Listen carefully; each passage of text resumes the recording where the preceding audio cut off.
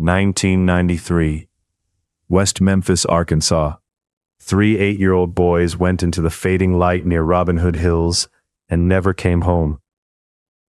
By the time the town had an answer, the blood had dried, the fear had spread, and the wrong parts of the file shone brightest.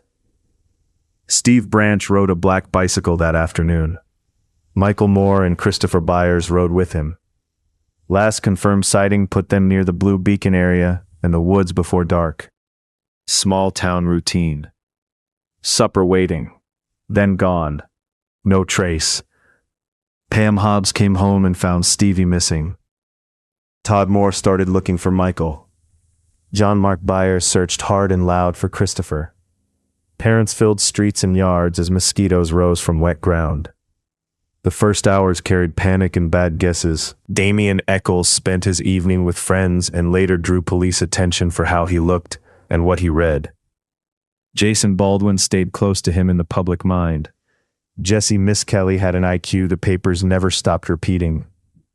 That number did work for detectives. West Memphis sat flat and damp beside the river, with trailer parks, service roads, chain-link fences, and the kind of heat that held smells low. Robin Hood Hills lay behind neighborhoods and truck stops. A pocket of woods. The drainage ditch at Robin Hood Hills was narrow, muddy, and brown as old coffee.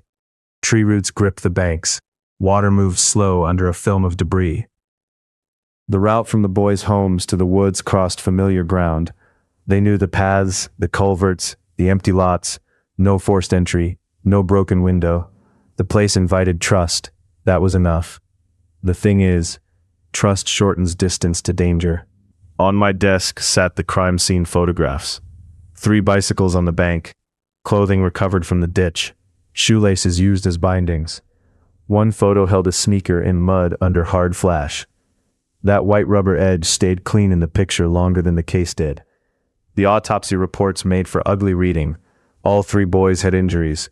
Christopher Byers had the worst of them, including genital mutilation investigators first treated as ritual or torture.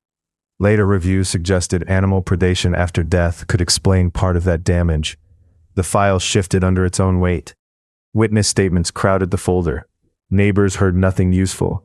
One woman later described a muddy man near the Blue Beacon restaurant after the killings, bleeding and disoriented in a ladies' room.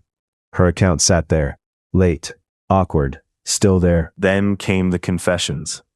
Jessie Misskelley talked for hours, with only fragments recorded. In the taped portion, he got key details wrong. The record says confession, the record lies. Police worked under heavy pressure and found their theory in the local panic over Satanism, black clothes, and teenage talk. Echols fit the silhouette they wanted. Baldwin fit by proximity. Misskelley fit by vulnerability. Once that shape hardened, facts had to bend around it. Misskelley was tried first in 1994 and convicted. He received life plus 40 years. Baldwin and Echols were tried together soon after. Baldwin got life. Echols got death. 3 convictions in 1 year. The town exhaled and called it solved. The prosecution built its case around Misskelley's statements, jailhouse talk, rumor, and the testimony of occult expert Dale Griffiths. There was no clear physical evidence placing the 3 defendants at the scene.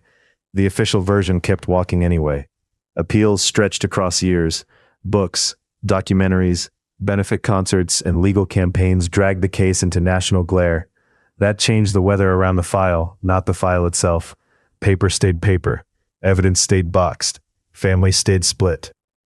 All 3 men entered Alford pleas. They maintained innocence while accepting convictions to get out of prison. Time served. Released. No new trial. No final answer. Case closed on paper. Still open in practice. The file never closes. Misskelley spoke after long questioning, limited legal protection, and repeated prompting. He said the murders happened around noon, though the boys were in school then. He missed basic facts before police fed him lanes back into their story. Then the physical evidence. No blood trail tied the 3 convicted men to the ditch. No fingerprints, no weapon recovered from them. Years later, DNA testing failed to place them at the scene. A hair consistent with Terry Hobbs turned up on a shoelace. Another hair linked to a friend of his appeared among the evidence. That did not prove murder. It kept one door open. That's the part that doesn't add up. The blue beacon lead bothered me. A man entered the women's restroom the night of the murders, smeared with mud and blood, then left behind a mess on the wall. The restaurant manager reported it. Police inspected late, after the room had been cleaned. Knife given to a film crew with possible blood traces years later. He drifted in and out of suspicion, then out again. Heat, then smoke, then nothing held. Men with violence in their background. Men tied loosely to the area. Men who knew those woods better than teenagers under a moral panic. Detectives circled some of them and kept moving, after the Alford pleas. The state kept the convictions standing, and the murders officially solved. That blocked the clean exoneration the defense wanted, and spared Arkansas a full reckoning. Evidence testing dragged through motions and resistance. Files moved slow. Memory moved slower. The victims' families never landed in one place. Some believe the convicted men did it. Some turned toward Hobbs or others.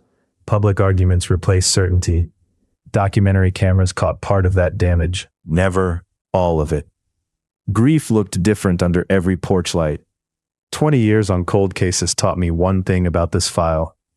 When fear picks a face early, paper starts serving the face instead of the dead. I kept hearing water in those woods, slow, brown, and different. 3 boys deserved better than a theory. So I shut the folder and left the lamp burning over Robin Hood Hills, the ditch, the bicycles, the confession, and the hairs that pointed elsewhere. The answer still sat outside the verdict. The desk stays cold.